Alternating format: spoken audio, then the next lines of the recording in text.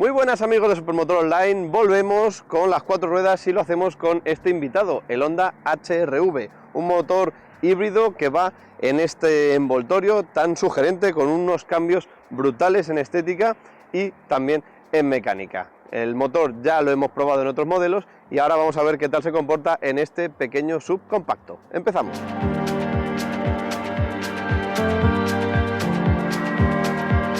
Bueno, pues uno de los rasgos más característicos es este frontal, un frontal que como veis es muy de todoterreno porque tenemos un capó bastante largo, bastante horizontal y con una parrilla que cae vertical, muy agresiva, muy contundente y que en este acabado, que es el Advanced Style, lo tenemos en el mismo color que la carrocería, como veis, bastante tirando a una estética más eléctrica y con el logotipo de Honda aquí en primer plano, rodeado de este azul eléctrico.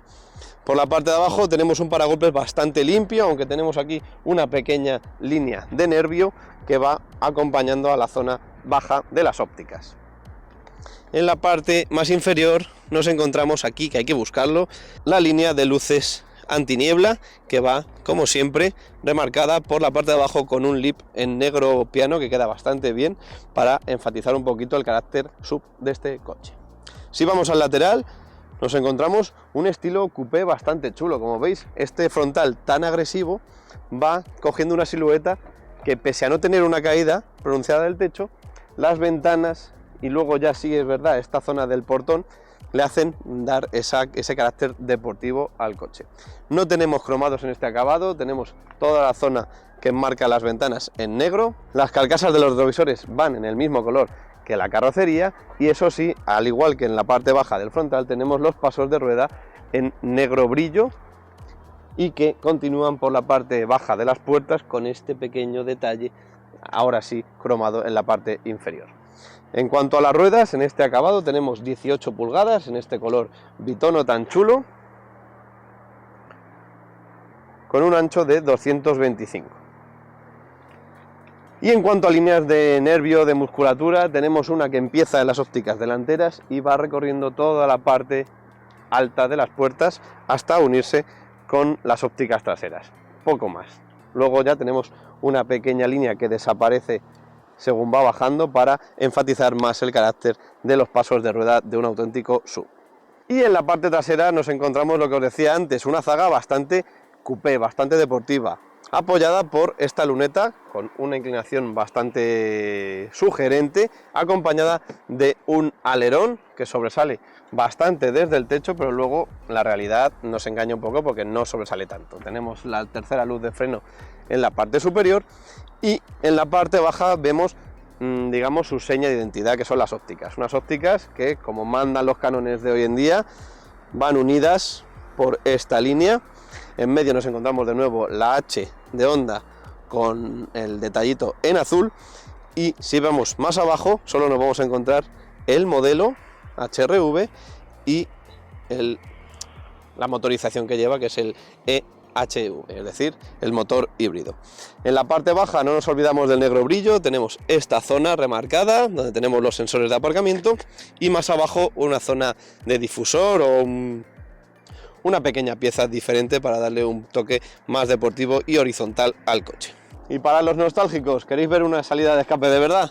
Ahí la tenemos, un acabado bastante sencillo, no tenemos cromados, no quiere resaltar, pero se ve, o sea que ahí la tenemos, en un híbrido, pero siguen manteniéndola un poquito a la vista. Y nada, ya hemos visto toda la parte exterior, vamos a ver el interior. Y empezamos el interior por el maletero, tenemos accionamiento con el pie, ha salido a la primera y todo, tenemos también el botón debajo del H y como veis una apertura bastante rápida y buena altura para una persona de estatura media y como veis un acceso bastante bueno. Tenemos la bandeja aquí que es fija y va pegada al cristal, o sea la podemos quitar, pero bueno, la idea es no moverla de ahí. Y luego en cuanto al habitáculo en sí, pues tenemos una base bastante enrasada con la boca de carga. Tenemos aquí un pequeño espacio para guardar los triángulos o lo que queramos, cosas pequeñas. No se abre más, esto es lo máximo que vamos a acceder a la zona baja. Luego a los laterales tenemos unos pequeños espacios de desahogo para dejar cositas pequeñas y demás. Tenemos dos luces para iluminar todo el interior y el volumen mínimo de este maletero son 355 litros. Puede parecer algo bajo para este maletero, pero bueno, tenemos en cuenta que es un híbrido y estas cosas pueden pasar, y también le puede afectar bastante la forma de su luneta trasera en estilo coupé. Para accionar el abatimiento de los asientos tendremos que acceder a través del propio asiento.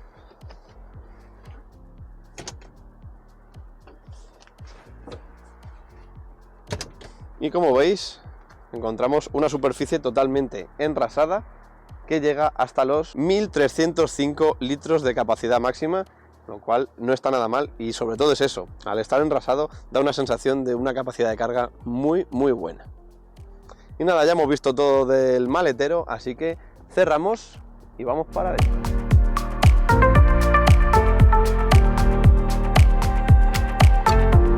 Pues vamos a ver qué tal el acceso. Como veis, la puerta abre casi a 90 grados, está muy bien. El acceso parece sencillo. A ver qué tal el techo. Bueno, tenemos que bajar un poco la cabeza, y no por el techo en sí, sino porque el paso de rueda se mete mucho en la forma del vano de la puerta y hace que tengamos que hacer ahí un equilibrio raro, pero bueno, se accede bastante bien.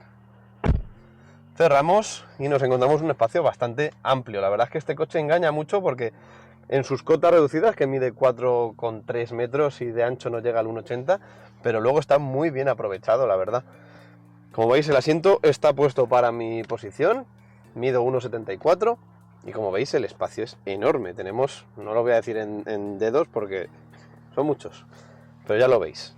Voy muy cómodo aquí, tenemos hueco también para los pies, la banqueta es muy cómoda, el asiento muy mullida, muy buena, y si colocamos el respaldo con el reposacabezas, la verdad es que voy muy cómodo, me está sorprendiendo gratamente. El respaldo tampoco nos... La única pega podría ser que no nos sujeta, pero es raro ver un respaldo de una segunda fila que nos sujete algo. Pero me siento muy cómodo. En cuanto a formas del vano de la puerta y demás, no me siento empujado hacia el centro como en otros vehículos. Y la verdad es que bastante bien. Y el techo, bueno, puede ser la parte menos positiva de este coche, porque con mi estatura ya estoy a 3 dedos de tocar. Así que bueno, pero no se puede pedir tantísimo a un coche de estas cotas. En cuanto a materiales, pues tenemos materiales bastante bajos, bastante austeros en la parte superior.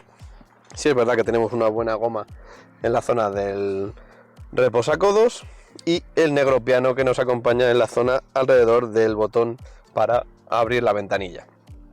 Los tiradores son de plástico, pero tienen este acabado imitando el acero, quedan bastante bien.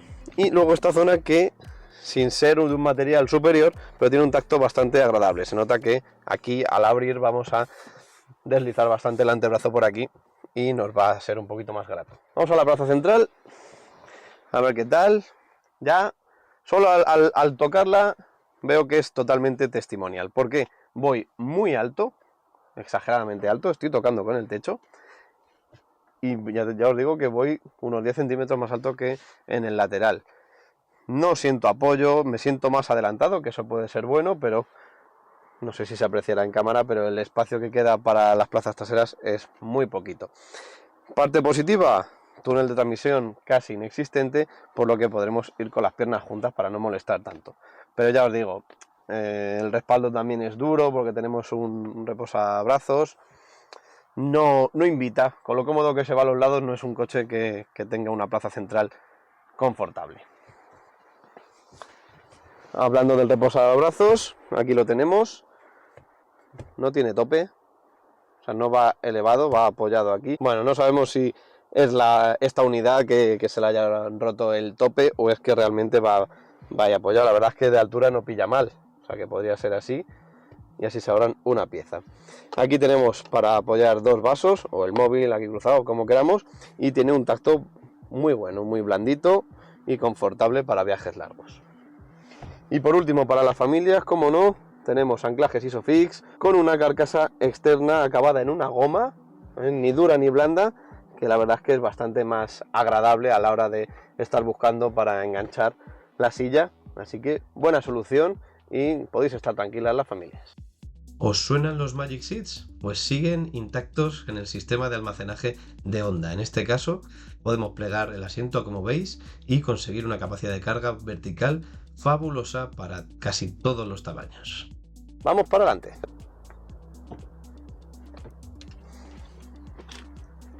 El acceso a la fila delantera es otro nivel. Mira, nos da la bienvenida y todo. Y es buen acceso, tenemos una buena sensación, diría que hasta un poco deportiva. Los asientos, pese a ser estéticamente sobrios, sencillos, siento que agarran bien, los pétalos laterales son contundentes, digamos, y yo creo que me siento bien en un coche con carácter, por lo menos en cuanto a posición.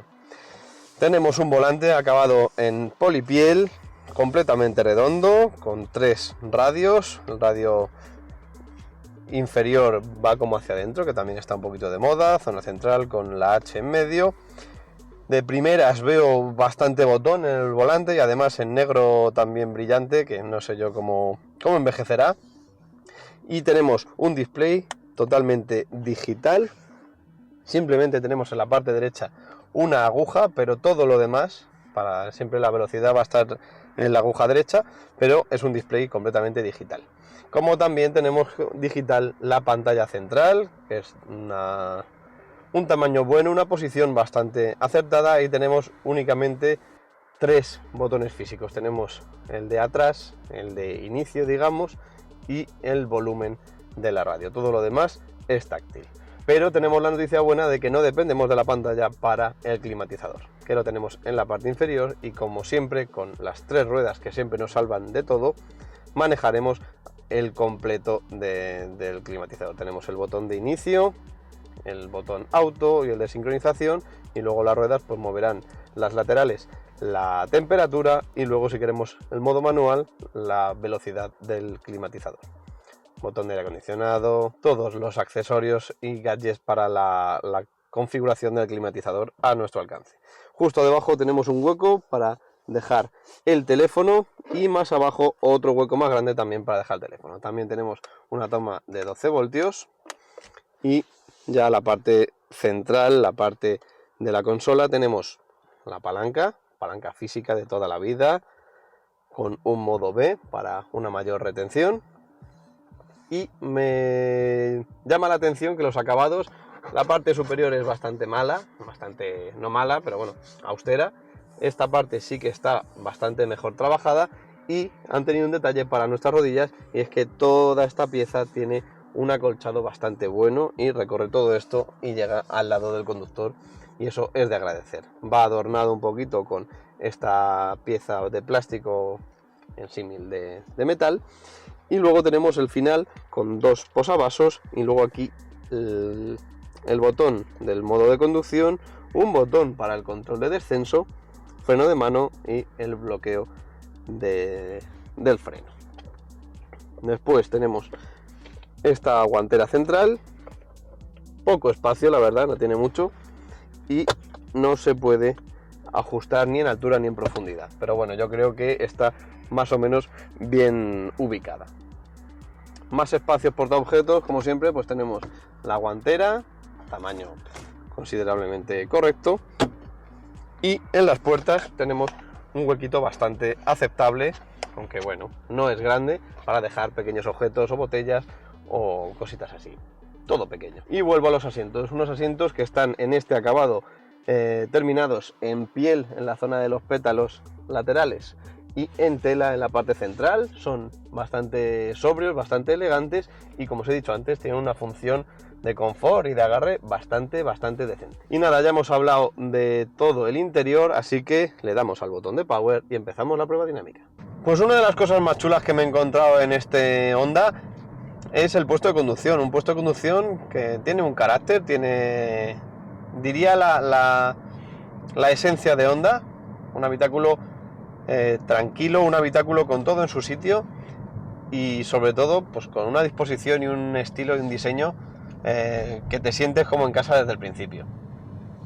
Y hoy más si cabe, cuando nos encontramos interiores ya pues futuristas y demás, Honda avanza, pero siempre con las cosas muy claras.